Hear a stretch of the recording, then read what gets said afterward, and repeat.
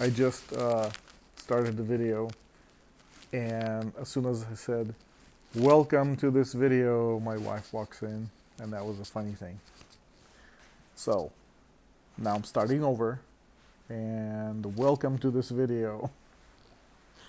Today, I'm going to tell you 15 different lottery winners who lost it all. Some people win and know how to deal with that, and other people win and just blow it all and end up being worse than where they were before. So today we're going to find out 15 people that were not so lucky. They won, but then lost it all. And with that, let's begin. Number one, we have Jack Whitaker. He won 314.9 million in the Powerball jackpot of 2002. He donated to charities and started a foundation to help low-income families, which is all good things. But then he faced some multiple thefts and lawsuits involving casinos. He lost his granddaughter and daughter under tragic circumstances involving drugs. And despite being wealthy, his fortune unraveled due to legal issues and financial mismanagement. That is sad. When the Powerball goes above, I think, 700 million. I don't normally buy lottery tickets, but when it goes over 700 million, I always get tempted to go and buy a ticket or two. And when it gets over 900 million, I definitely go and buy a ticket or two. Makes no sense. The higher the jackpot, the less chance of you winning, obviously. But if you don't play, you don't win 100%. So just by playing, you have more chance of winning than not playing. That's my philosophy. So you do you. I don't recommend you buy lottery tickets if you don't know how to manage it or not get addicted to it or whatever. I don't know what the thing is out there about that. I don't think it's like gambling, maybe. Is it? I don't know. So you don't do it if you don't want to. But I'm telling you what I do, okay? Let's go to the next one. We have Evelyn Adams. She won the New Jersey lottery twice, totaling 5.4 million in the 1980s. She lost much of her money in Atlantic City casinos.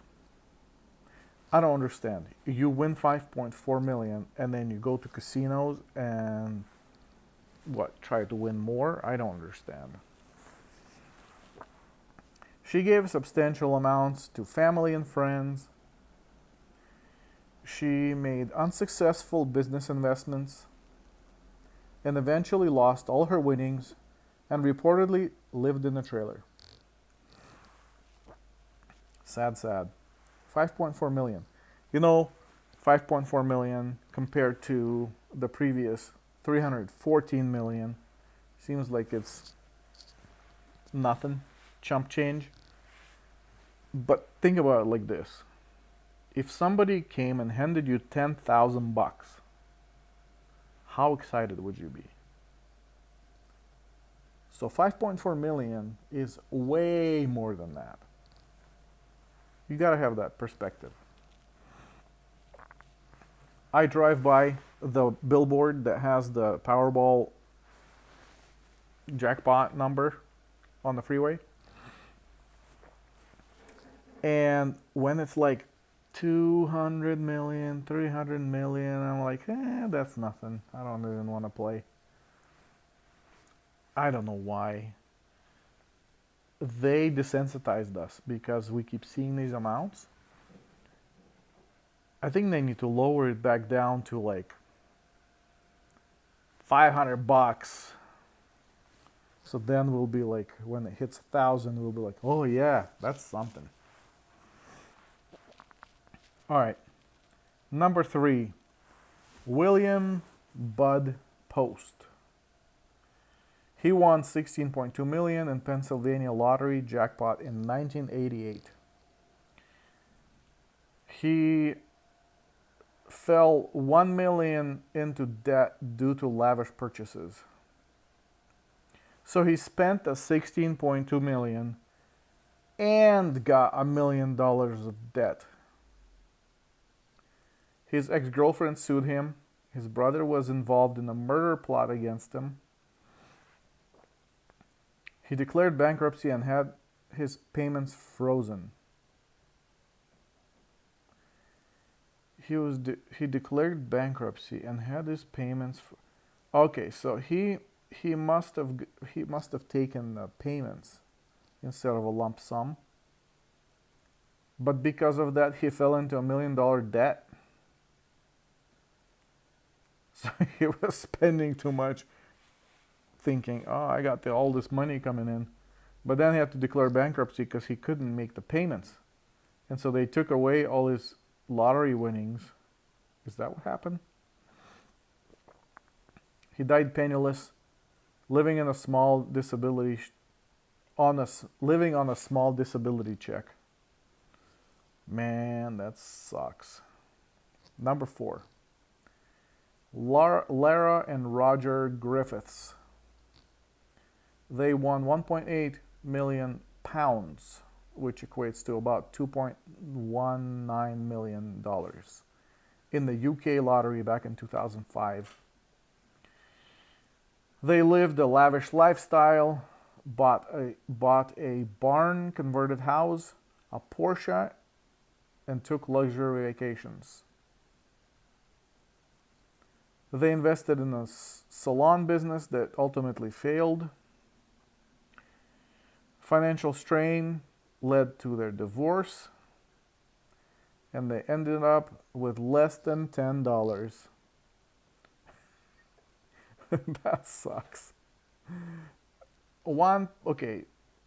In dollars, 2.19 million, and they bought a house, a Porsche, and they took luxury vacations. These days, for 2.1 million, you can buy a decent house, buy a Porsche, and take some nice vacations. And that's about it. But you won't be able to invest in a salon business, or at least not have. See, when you have 2.1 million, you either need to invest all of it in a business and use a little bit for fun. So maybe invest in the business and take some luxury vacations, but don't buy a house and don't buy a Porsche. Or you buy a house and maybe invest in the business, but don't buy it. I think Porsche is the one that needs to go. Luxury vacations, how about half of them, not all of them? I think then you should be okay. But you gotta have the extra money to get the business to work. Come on. A business takes 5 years to stabilize. Number 5, Alex Toth won 13 million from the Florida lottery in 1990.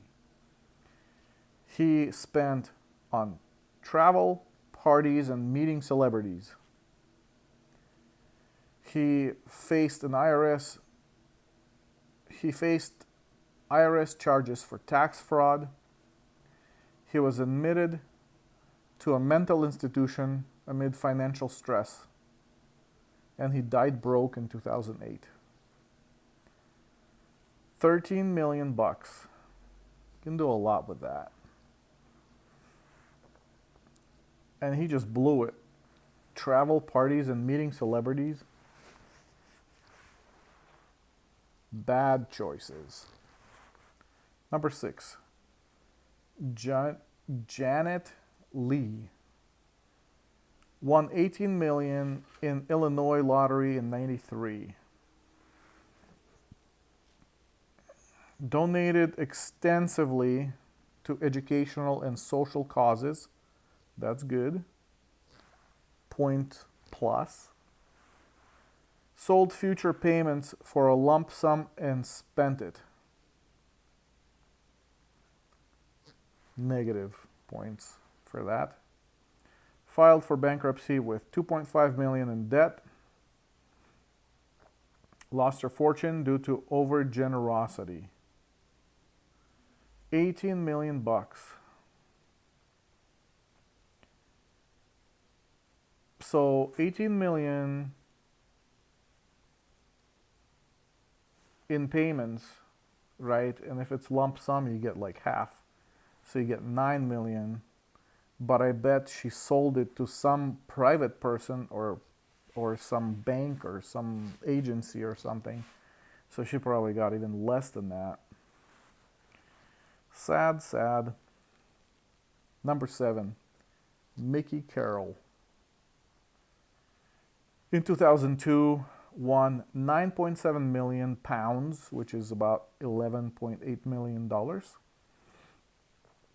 Spent the money on drugs, parties, and luxury items. Faced multiple arrests, declared bankruptcy, and returned to labor jobs. Squandered his fortune within a few years. 11.8 million. All right, 11.8 million in payments. Looks like he probably got like lump sum, which is half of that. Still 5 million. Even if you got 5 million, and then you pay half in tax. Do you see how quickly it goes? You win 11.8 million, but you really only get 6 million, like half of it. And then you pay half of that for taxes, so that's 3 million is all you got left. It goes quick. Oh, wow. I didn't even think about that. That's sad. This is what I'm talking about. You drive on the freeway and you see this billboard that says $300 million. So you're like, all right, I'm probably going to get 3 million by the time everything's done. By the time you pay taxes, by the time you get lump sum, by the time you hire a lawyer to make sure you get all the money, you get like 3 million left. So you have to win the 900 million so you can have like 11 million to play with. Number 8, David Lee Edwards. In 2001, he won $27 million from Powerball. Bought luxury cars, a mansion, and a private jet. Oh, bad, bad, bad. Private jet, come on. 27 million. That's not enough for a private jet.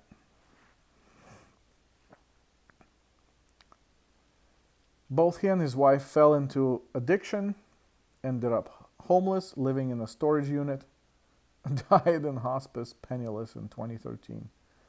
That's sad. Sad. That just painful to hear stuff like this.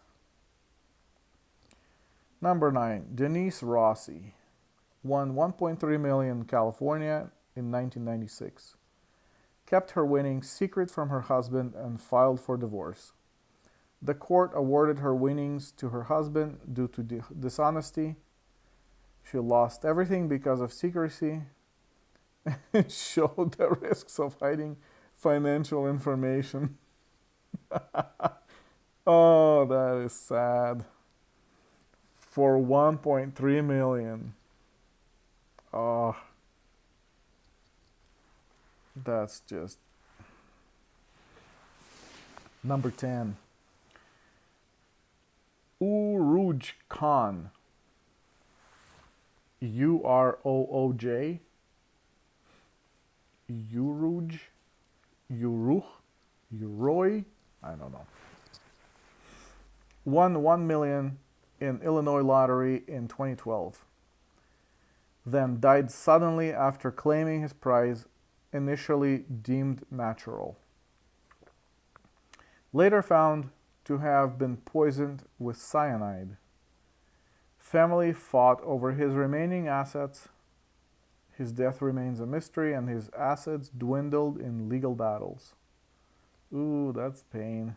$1 million did all this. What kind of people were his family? Or her family? I don't know if Uraj is a person, or I don't know if it's a person. I don't know if it's a man or a woman. 11. Jeffrey Dampier. Won 20 million in the Illinois lottery in 96. Seems to be a lot of winners in Illinois. Used winnings to help family by buying them cars and homes. Kidnapped and murdered by his sister-in-law and her boyfriend. Wow. That came out of nowhere. His generosity led to betrayal and tragedy. He is remembered as a case of family greed. Yeah. He helped his family buy them cars and homes, and apparently somebody didn't get enough cars and homes. Number 12. Americo Lopez. Americo Lopez. Lopez. L-O-P-E-S. No, not a Z. L-O-P-S. Lopez.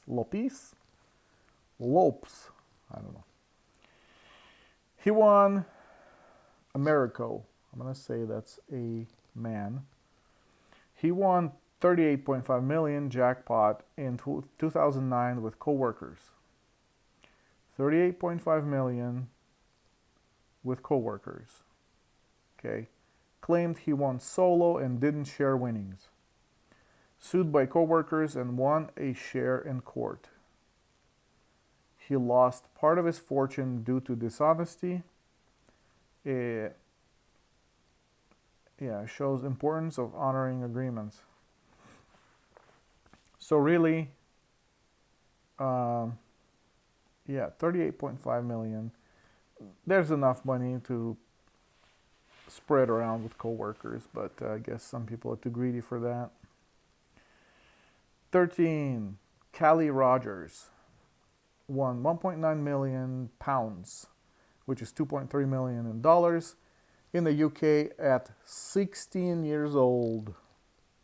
At 16, I think. Let's see what else it says here. Spent on drugs, cosmetic surgery, and luxuries. Suffered depression and attempted suicide. I can't say that word on YouTube. I don't think. So I'm not going to say it, but you know what I meant. Sad, of course, sad. Eventually lost everything and lived on benefits. Now promotes